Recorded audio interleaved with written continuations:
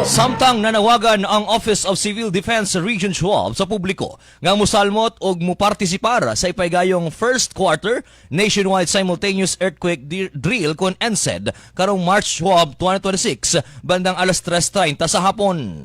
Masentro ang earthquake drill sa mahitawong tsunami response sa ilabi na sa mga lugar nga may posibleng pagtaas sa balod o galing dunay mahitawong kusog-galinog dinhi sa Soksergen o masiguro ang paspas nga pagresponde sa mga personahe sa Office of Civil Defense o Local Disaster Risk Reduction and Management Council. Una nang gibutyag sa PHIVOLCS o Philippine Institute of Volcanology and Seismology nga sa Mindanao adunay 5 ka fault line o agianan sa linog nga angayang bantayan sa mga residente nga naanay mutang sa maong lugar. Sama sa makilala Balabag Fault, Tangbulan Fault, makilala Malungon Fault, Colombia Fault o Mindanao Fault. Super Radio!